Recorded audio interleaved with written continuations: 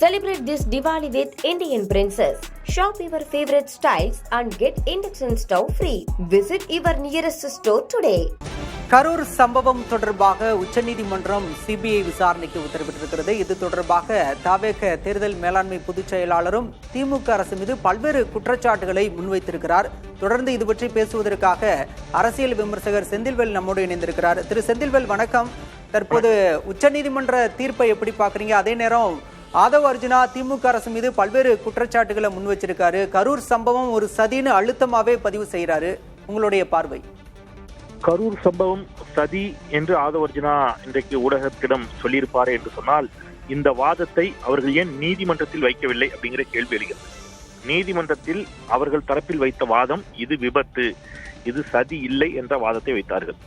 தாவேகா பொதுமக்கள் மத்தியில் ஊடகங்களில் ஒரு விதமான வாதங்களையும் சமூக வலைதளங்களில் ஒரு விதமான யூகங்களையும் நீதிமன்றத்தில் முற்றிலும் முரண்பட்ட வேறொரு வாதங்களையும் வைத்து வருவதிலிருந்து அவருடைய இரட்டை நிலைப்பாடு, அவருடைய நாடகத்தன்மை அம்பலப்பட்டு நிற்கிறது. நீங்க இன்னைக்கு ஊடகத்திடம் எதெல்லாம் பேசுறீங்களோ அதெல்லாம் நீதிமன்றத்தில் வச்சிருக்க வாதமா, அது ஏன் வைக்கல அப்படிங்கிற கேள்வி நான் இங்க சுட்டி காட்டுறேன். ஒன்று. இன்னொன்று, இந்த வழக்கு சிபிஐக்கு மாற்றப்பட்டிருப்பது யாருக்கு கிடைத்த வெற்றி அப்படின்னு பாத்தீங்கன்னா, இன்றைக்கு இணையத்தில் தாவேகா அவர்களுடைய வெற்றியாக இதை பகிர்ந்து வரக்கூடிய செய்திகளை இணையத்தின் வழியாக பார்க்க முடிகிறது. இது உள்ளபடியே பாஜகவிற்கு கிடைத்த வெற்றி. காரணம், தாவேகா எந்த இடத்திலும் சிபிஐ விசாரணையை கோரவில்லை என்பதுதான் அவருடைய நிலைப்பாடு. கடந்த 2-3 தினமாக அவங்க அதான் சொல்லிட்டு வந்தாங்க. சிபிஐ விசாரணை வேண்டும் என்று கேட்டது பாஜக. இன்னொன்று, 3 பேர் பாதிக்கப்பட்ட தரப்பில் கேட்டார்கள் என்று சொல்லப்பட்டது. அந்த 3 நாங்கள் இதை கேட்கவே இல்லை, எங்களுடைய கையெழுத்தே இல்லை என்று மறுத்துவிட்டார்கள். ஒரு தாய், எனக்கு இது தெரியாது, என் கணவர் என்னை விட்டு பிரிந்து பல ஆண்டுகள் ஆயிடுச்சு, அவர் கேட்டுக்கிறாருன்னு சொன்னாங்க. இன்னொருவர், என் மனைவி இறந்துட்டாங்க, என்கிட்ட வேற எதுக்கோ வேலை வாங்கி தரதா சொல்லி கையெழுத்து கேட்டாங்க, எனக்கு இதுக்கு சம்மதம் இல்லைன்ட்டாரு. அப்போ மோசடியாக பாதிக்கப்பட்டவர்களின் பெயர்களில் சிபிஐ கேட்டு உச்சநீதிமன்றத்தில் மனு தாக்கல் செய்யப்பட்டிருப்பது அப்படிங்கிறது இது மிகப்பெரிய அதிர்ச்சிக்குரிய ஒன்று. இதுவும் விசாரிக்கப்படும் என்றே நான் நினைக்கிறேன். மூத்த பத்திரிகையாளர், சட்டம் தெரிந்த தராஷி ஷாம் அவர்கள் ஒரு வாதத்தை தொடர்ச்சியாக இந்த செய்தி வந்த பிறகு தொலைக்காட்சிகளில் வைத்து வருகிறார். அது ரொம்ப முக்கியமான வாதம். அவர் என்ன சொல்றாரு அப்படின்னா, இந்த தீர்ப்பு என்பது அன்றைக்கு இந்த தீர்ப்பை முடிவு பண்ணி அவங்க என்ன சொல்றாங்கன்னா, தீர்ப்பை தள்ளிதான் வைக்கிறாங்க. திங்கட்கிழமை தீர்ப்பு வாசிக்கப்படும் தான் சொல்றாங்க. சோ தீர்ப்பு அன்றைக்கு விசாரணையின் அடிப்படையிலே, அன்றைக்கு வைக்கப்பட்ட வாதங்களின் அடிப்படையில் இந்த தீர்ப்பு எழுதப்பட்டிருக்கும். எனவே இன்று காலை இந்த மோசடி தொடர்பான மனுக்களை நாம் தாக்கல் செய்த பொழுது அது குறித்த விசாரணையை அவர்கள் எடுத்துக்கொள்ள முடியாமல் போயிருக்கும். அன்றைக்கு அந்த தீர்ப்பு ஒத்தி வைக்கப்பட்டுச்சு. தட் மீன்ஸ் தீர்ப்பை முடிவு பண்ணிருப்பாங்க, அதை இன்னைக்கு வாசிச்சிருக்காங்க, எழுதியிருப்பாங்க தீர்ப்பு, அதை இன்னைக்கு வாசிச்சிருக்காங்க. இந்த மோசடி என்பது நிச்சயமாக அதுவும் விசாரிக்கப்பட வேண்டும் அப்படிங்கிற கருத்தை சொல்லி ஒரு வாரம் கூட தள்ளி கூட வச்சிருக்கலாம். இன்னைக்கு மோசடி என்ற ஒரு வாதம் வைக்கப்படுகிற போது அதை உச்சநீதிமன்றம் கவனத்தில் எடுத்துக்கொள்ளலாம் என்ற வாதத்தையும் ஒரு வழக்கறிஞராகவும் அவர் வைத்தார். அதையும் நாங்க அவருடைய பெயரை கூட சுட்டிக்காட்ட கடமைப்பட்டிருக்கிறேன்.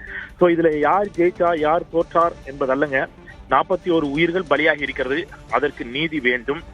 என் நிலைப்பாடு இதுல தொடக்கத்திலிருந்தே, இதுல விஜய் சதி செய்தார் என்றும் நான் சொல்லல, காவல்துறை செய்தி செய்தது என்பதும் என்னுடைய நிலைப்பாடு இல்ல. ஆதவ் அர்ஜுனாவும் அதான் சொல்றாரு, 41 குடும்பங்களுக்கு நீதி கிடைக்க நாங்க போராடுறோம், எங்களை தாவேகாவை முடக்க திமுக முயற்சிக்குது அப்படிங்கிற குற்றச்சாட்டு முன்வைக்கிறார். தாவேகாவை முடக்குவதற்கு திமுக முயற்சி செய்யுமே என்று சொன்னால், இதற்குள் குறைந்தபட்சம் ஆதவ் அர்ஜுனாவாவது கைது செய்யப்பட்டிருக்கணும். இப்படி இருந்து வெளியில பேசிட்டு இருக்க மாட்டார். எந்த இடத்துலயும் இந்த நிமிடம் வரைக்கும் இவங்களுடைய ஆன்டிசிபேட்டரி பெயில் இன்னமும் என்ன செய்யப்படல, அக்செப்ட் பண்ணப்படல. இவருடைய முன்ஜாமீன் கேட்ட மனுக்களை நீதிமன்றம் தள்ளுபடி செய்திருக்கிறது அப்படிங்கிறத நான் சுட்டி காட்டுறேன். அப்ப நீதிமன்றம் முன்ஜாமீன் மனுக்களை தள்ளுபடி செய்த நிலையில இவங்களெல்லாம் கைது செய்யறதுக்கு எவ்வளவு நேரம் ஆகும்? இறையாண்மைக்கு எதிராக ஒரு கருத்தை பதிவிட்டு விட்டு அதை டெலீட் செய்தவர் ஆதவ் தான். அவரை கைது செய்யறதுக்கு எவ்வளவு நேரம் ஆகும் காவல்துறைக்கு?